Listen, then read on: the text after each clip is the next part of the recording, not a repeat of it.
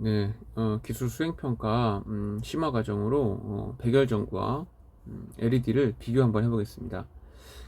자, 백열전구는요, 지금 거의 퇴출된 지가 몇 년 됐을 거야. 백열전구는 일단 에너지 효율이 이 LED에 비해서, LED 램프에 비해서 매우 낮죠. 그래서 여기는 60W가 필요하면, 같은 빛이라면 8W면 되는 거야. 그리고 연간 전기요금 비교한 거 봐도 백열전구는 14,000원, LED는 뭐 2,000원 정도 되죠. 한 7배 정도 차이가 나죠. 자, 그래서 퇴출을 당하고 있는 겁니다. 자, 그럼 왜 백열전구는 이렇게 에너지 효율이 떨어질까?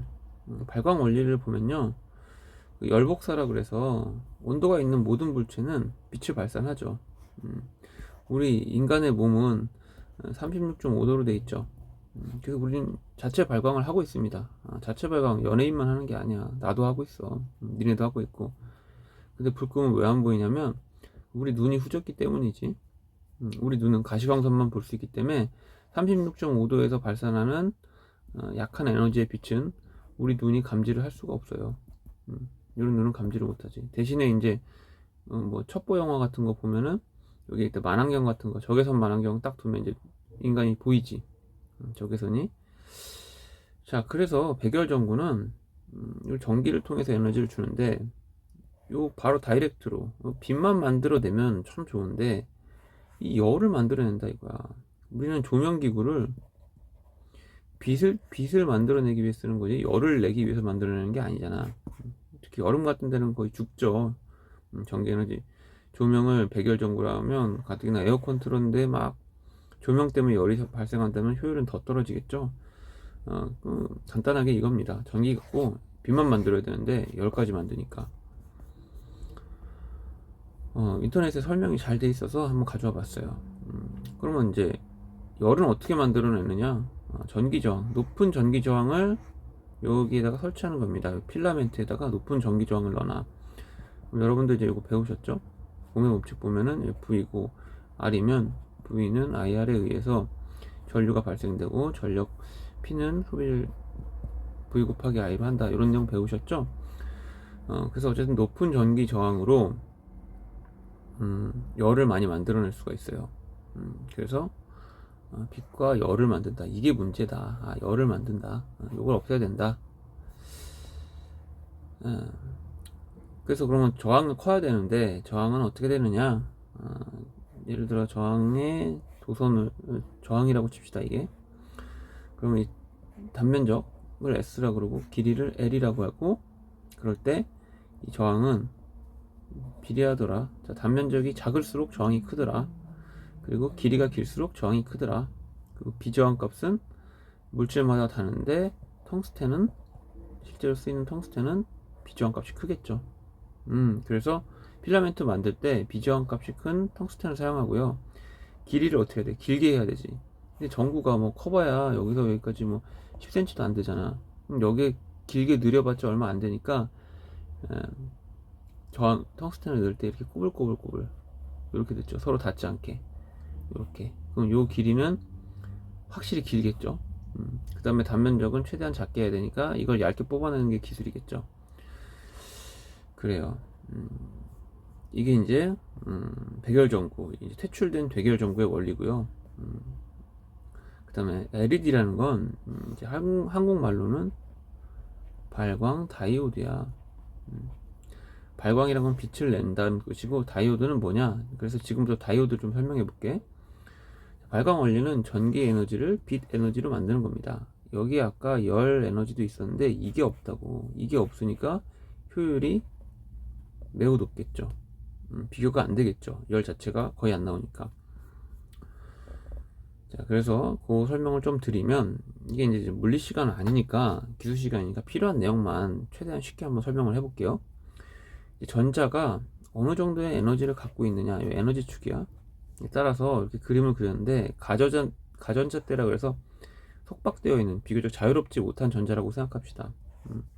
핵에 이제 속박되어 있는 얘가 에너지를 얻었다고 칠게요. 에너지를 얻게 되면 뭐 열이든 빛이든 이렇게 도약을 하게 돼. 그래서 더 높은 에너지를 얻게 되면 그런 애들이 모여있는 데를 전도대라 그러거든. 밴드, 되는 밴드를 의미해. 그 어떤 범위. 그 전도라는 건 이제 전기를 전도한다, 운반할 수 있다는 뜻이잖아. 그래서 이런 걸 이제 우리가 자유전자라 그러지. 그래서 가전자대에 있는 놈한테 에너지를 주면 자유전자가 되더라. 에너지가 높아지면. 이런 컨셉 하나 알아두시고요.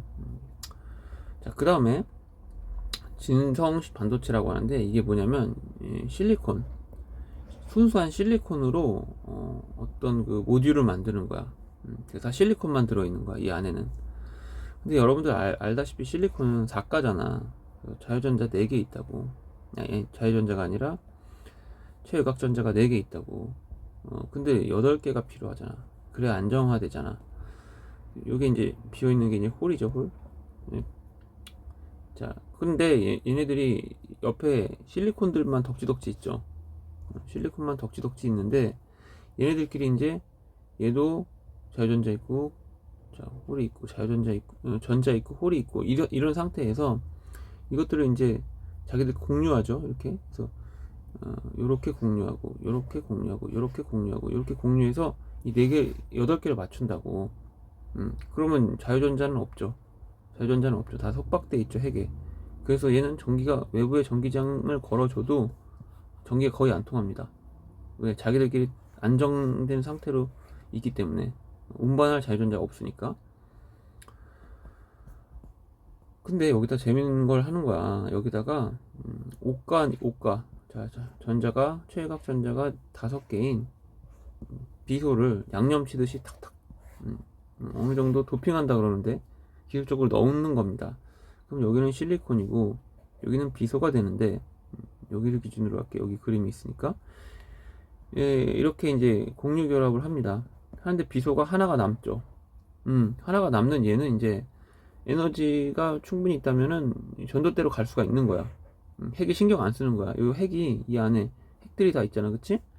이 핵들이 남는 거 신경 안 쓰는 겁니다. 여기 이렇게 8개가 있으니까. 핵들이 이제, 핵들의 속박이 비교적 덜 되는 거죠. 그래서 얘가 이제 올라오는 거죠. 에너지를 얻으면. 그러면 이제 자유전자가 되겠죠. 그래서 전기를 통하기가 좋게 되겠죠. 여기에 전기장을 외부에서 건전지를 연결해 준다면 이놈들이 전기장을 따라서 일정한 방향으로 흐르게 되겠죠.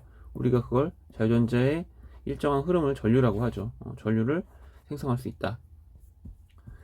자, 반대로 3가인 붕소를 놓으면 얘는 자유전자, 자유전자가 아니라 최외각전자가 3개가 있잖아. 그 하나가 B지.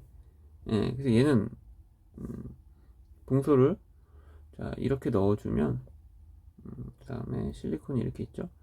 붕소를 도핑해주면 이 붕소는 여기 옆에 애하고 이렇게 공유 결합을 하게 되는데 하나가 비게 되죠. 이게 이제 홀이 되는 거야. 홀의 역할은 이 자유전자가 쏙 들어갈 수 있겠죠. 이 진성 반도체에서는 자유전자가 들어갈 데가 없어, 그치? 자유전자가 있다 하더라도 이 8개가 다 있기 때문에 여기 안에 들어가지 못하잖아, 들어가려고 하더라도. 근데 여기 만약 하나가 비어있다면 쏙 들어갔겠지. 예, 근데 여기다 붕소를 타줌으로써 이제 홀이 하나가 생기겠지. 홀이 이제 부분적으로 생기겠죠. 붕소가 들어간 개수만큼. 그럼 이제 자유전자가 쏙 들어갈 수 있는 환경이 되는 겁니다. 자, 그럼 이제 우리가 하고 싶은 건 뭐냐면, 야, 왠지 P형과 N형을 합치고 싶지 않냐? 그치? 예, 여기는 홀이 있고 자유전자 받아들일 수 있는 구멍이 있고, 여기는 남는 자유전자가 있고, 이걸 합치면, 그렇지, 당연히 여기가 여기로 들어가겠지. 좀 더 디테일하게 생각을 해보면, 자, 좀 거칠게 표현해서 같은 수의 자유전자와 같은 수의 홀이 있다고 칩시다. 지금은 정기적으로 연결이 안 됐어. 근데 이제 정기적으로, 자, 연결을 해볼게요. 하면, 자, 이 자유전자가 이쪽으로 가고, 뭐 가겠지. 그 다음 우리 또 얘는 여기로 가고, 얘는 여기로 가고 해서 우리 머릿속에는 이게 떠오를 거라고. 근데 실제로는 이렇지 않습니다. 실제로 이 접합 순간이야. t는 0이니까 그때는 안 움직이겠지. 접합만 됐으니까. 그 상태에서 t1 시간이라고 하는 진짜 매우 짧은 시간이 지나면 여기 있던 자유전자들이 일로 옮겨가겠죠. 홀이 있으니까 일로 옮겨가겠죠. 일로 옮겨가면 여기 뭐가 생기냐면 전기장이 생기겠지. 자유전자들이 모였으니까. 그래서 T가 이제 좀 이 시간이 지나고 그 다음 이제 안정화가 되면 그때부터는 더 이상 움직임이 없는데 얘가 이 마이너스들이 이 자유전자들이 여기 있는 애가 건너올 때 이걸 막습니다. 그걸 우리가 전위 방벽이라 그러거든. 못 오게 막아. 그래서 더 이상 안 움직여. 여긴 자유전자들이 되게 많고 여기는 홀들이 되게 많은데 얘네들이 일로 못 넘어가. 이 전위 방벽 때문에. 자, 왜 전위 방벽은 왜 이렇게 만들어집니까? 기술 시간에는 그냥 요 정도만 알아둡시다. 이제 물리 시간에 더 자세하게 배우세요. 자, 그럼 이게 무슨 의미가 있느냐? 이게 도대체 뭐냐? 조금 더 설명을 들어보세요. 그래서 이 전위 방벽들이 이제 여기 P형이니까 홀이 많은 P형이고요. 자, 여기서 이제 전위 방벽을 자유전자들이 만들어냈고요. 자, 여기는 역시 자유전자가 떠났으니까 홀이 있겠죠. 그 다음에 여기 이제 자유전자들이 호시탐탐 이쪽으로 건너가고 싶어 하는데 이 전위 방벽 때문에 못 가고 있는 그런 상황이죠. 자, 그런 상태에서 건전지를 연결해 주는데, 자, 여기다 플러스 극, 그 다음에 여기다가 마이너스 극을 연결해야 됩니다. 그러면 마이너스 전선이 자, 요 N형하고 연결이 됐죠. 그러니까 여기 마이너스 전위가 생기겠죠. 자, 그러면 요 마이너스와 요 마이너스 전자는 서로 청력이 발생하죠. 그래서 얘가 원래는 넘어가려고 했다가 이 전위 방벽 때문에 못 넘어가는 그런 상황인데 얘가 밀어주는 거야, 청력으로. 그래서 얘가 이쪽으로 들어가겠죠. 자유전자가 이제 이동하기 시작하죠. 그래서 여기는 이제 플러스 전선이니까 여기는 플러스의 전위가 플러스가 생길 거고요. 여기서 이제 이 마이너스가 이쪽으로 넘어가면서 전류가 이쪽으로 쭉쭉쭉 빠져나가겠죠. 여기서는 전자가 공급이 되고 이쪽에서 전류가 플러스 극으로 들어가고 자, 전류가 발생을 하죠. 그래서 건전지를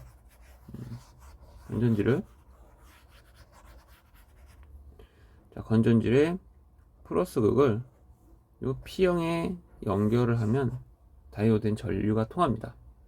반대로 요 P형에다가 마이너스 극을 연결하고 N형에다가 플러스 극을 연결하면 자, 여기 전위 방벽이 또 있고요.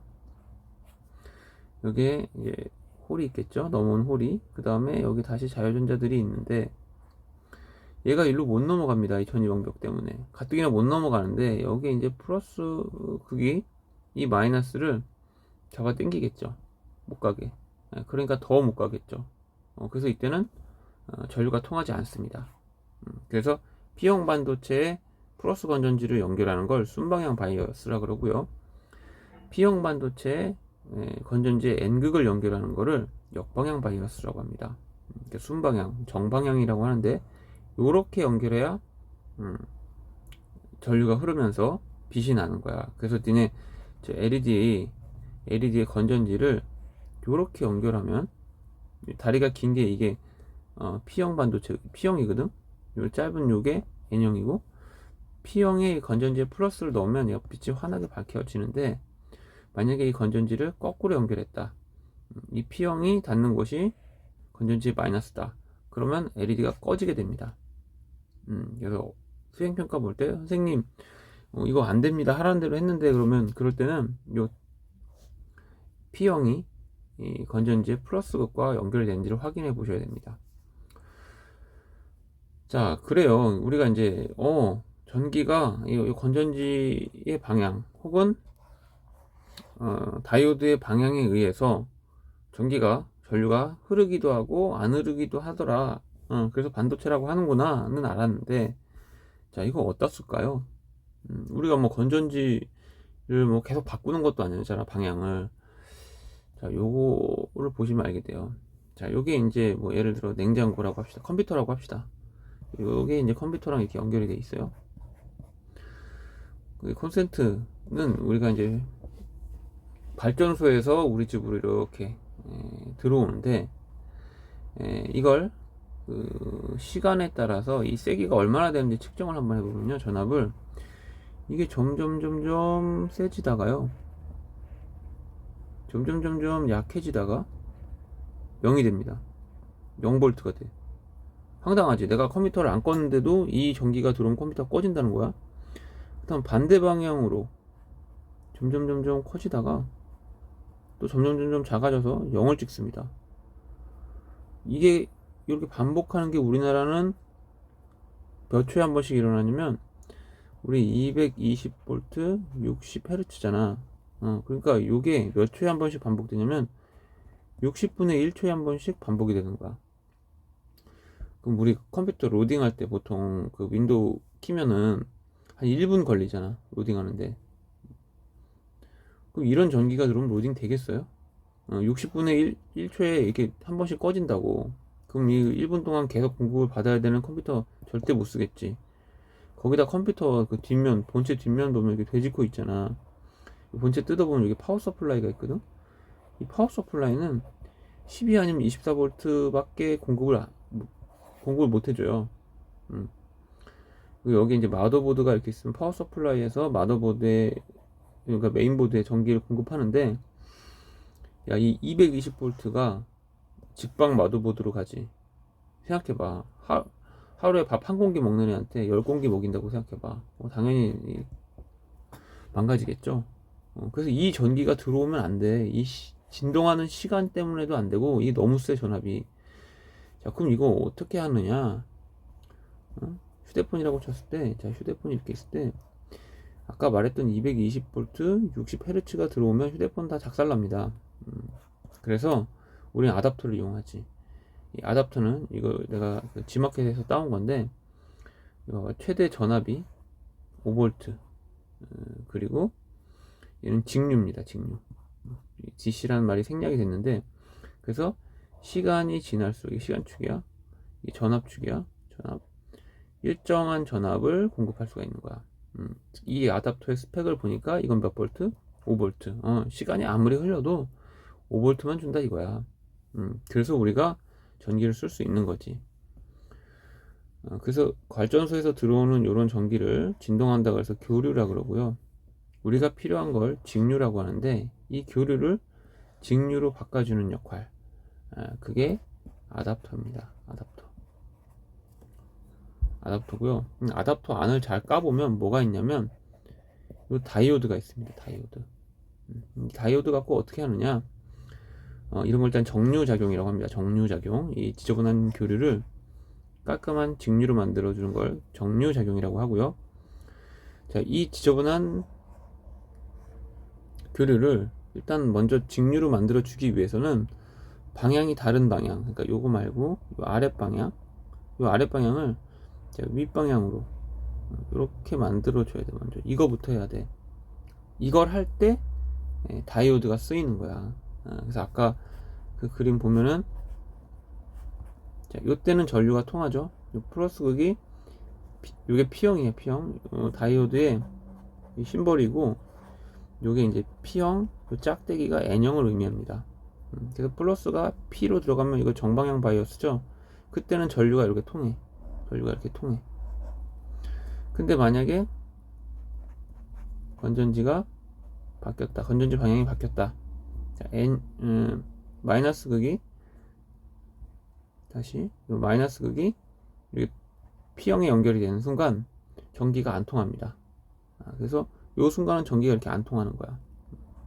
그리고 이걸 위로 올려주는데, 자, 그건 이제 브릿지 회로라고, 다이오드 4개를 방향을 유의해서 잘 연결하면, 자, 요런 식으로, 요런 지저분한 교류가, 자, 요런 식으로 비교적 깔끔하게 되고요. 자, 여기에서 이제 평활 회로라 그래서 캐패시터라는 걸 붙여줍니다. 캐패시터, 여러분들 캐패시터 붙여주면 이렇게 되는 거야. 이렇게 가야 되는, 이렇게 공급되는 전기가 이렇게 갔다가 완만하게 떨어져. 또 이렇게 갔다가 완만하게, 또 이렇게 갔다가 완만하게. 그래서 요거 회로를 잘 분석해서, 회로를 해석을 잘 해서 이 수치를 정확하게 맞춰주면, 정량적으로 분석을 하면, 이런 거 이제 리플이라고 하는데, 이 리플을 거의 인간의 눈이 거의 구분할 수 없게 이렇게 만들어줄 수가 있습니다. 요게 이제 직류. 이렇게 잘 맞춰주면 깔끔한 직류를 만들어낼 수가 있는 거지. 더 커런트 워라는 영화가 있는데 나도 이거 조금 보다 말았는데 이게 아마 이제 테슬라 같아. 테슬라. 자, 요게 에디슨입니다. 둘이 전쟁을 벌였어. 치고받았다는 게 아니라 테슬라는 교류 특허가 많은 사람이고 에디슨은 직류 특허가 많은 사람이야. 그런 상황에서 미국에서 이제 최초로 가정용 전기를 공급할 때 그 이제 발전소에서부터 발전소에서 집으로 전기를 공급할 때 여러 단계 송전선도 있고요, 뭐 전봇대도 있고 그렇잖아. 발전소에서 집으로 보낼 때 AC로 보낼까? DC로 보낼까? 고민을 하고 있었어.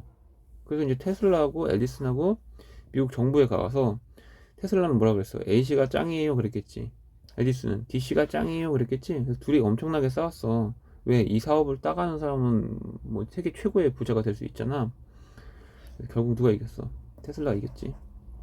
자, AC 전기를 미국에서 채택하면서 이제 거의 모든 나라가 AC를 채택하죠. 물론 이제 DC도 좋은 점이 많아요. 근데 이제 전송 과정에서 에너지 효율이 좀 떨어지고 뭐 등등의 문제들 때문에 이제 AC가 쓰는 거고요. 그래서 AC 전류, 교류 전류를 쓰다 보니까 교류 전류를 직류 전류 과정에선 바꿔서 써야 되는데 그거 하는 건 아답터고, 아답터 안에는 다이오드 같은 직류를 정류하는 전자 소자들이 필요하다. 자, 이렇게까지 장황하게 설명하는데 아직 우리는 왜 LED가 발광 다이오드가 빛이 발생하는지는 설명을 못 들었죠. 이제 다 왔습니다. 다이오드까지 다 아셨으니까 이제 발광만 보여줄게. 발광만 보여드리겠습니다. 이제 다이오드는 한쪽 방향으로 전기를 흐르는 녀석이고 뭐 등등 배웠는데 그러면 왜 빛이 나오느냐? 자, 아까 그 그림으로 다시 돌아가서 이 속박된 가전자 때의 전자가 에너지를 얻으면 자유전자가 된다 그랬죠.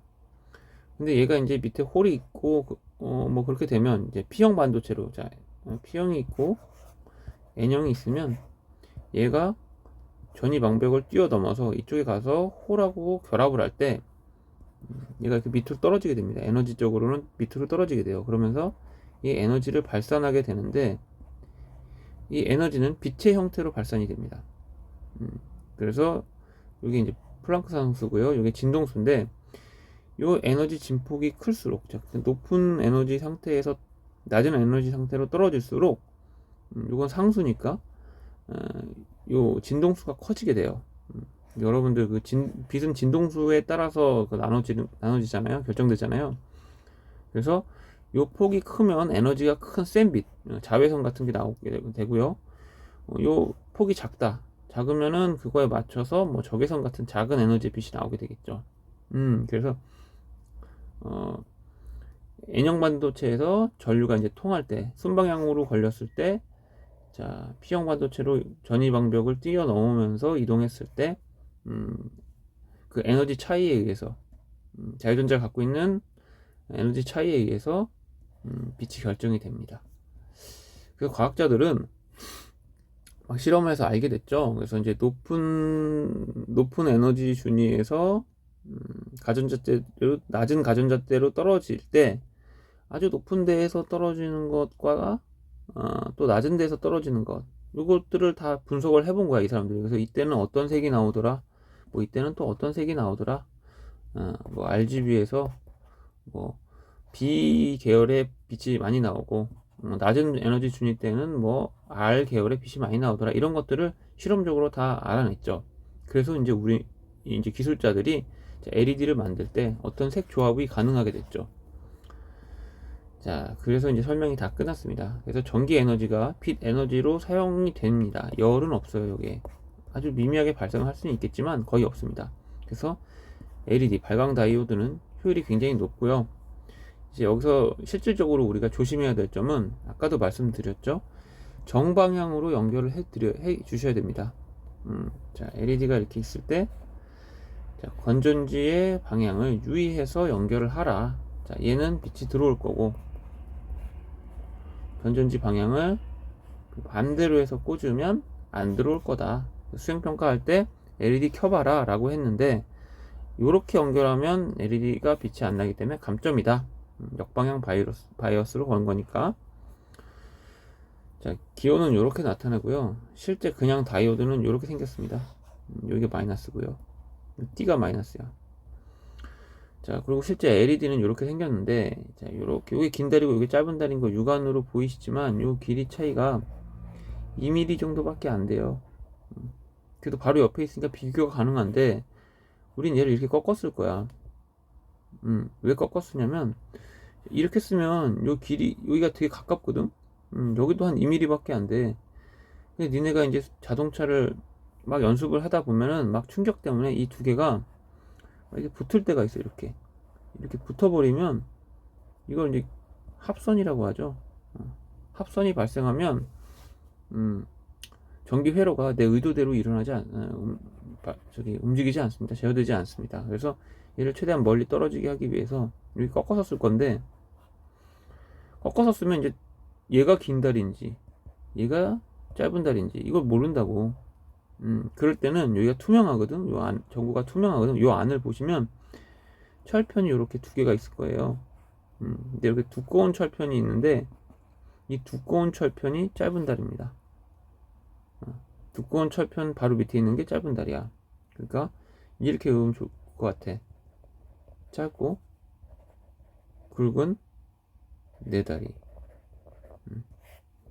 자, 시험 볼 때 LED 길이가 기억 안 나면 짧고 굵은 네 다리 이렇게 생각하세요. 여러분 다리가 아니라 내 다리는 좀, 선생님 다리는 짧고 굵거든. 비하하는 거 아니야. 내 선생님 다리 한번 봐주세요. 그리고 그건 마이너스지. 짧고 굵은 게 좋은 건 아니잖아. 좋습니다. 근데 나는 그렇게 생각해. 내 짧고 굵은 다리는 마이너스라고 생각해. 그냥 그렇게 외웠어요, 저는. 자, 그래서 짧고 굵은 다리는 건전지 마이너스 극을 연결해 줘라. 그 길고 얇은 다리는 플러스 극을 연결해 줘라. 자, 이렇게 구분하셔서 시험 보실 때 올바르게 연결을 하시면 됩니다. 네, 이상입니다.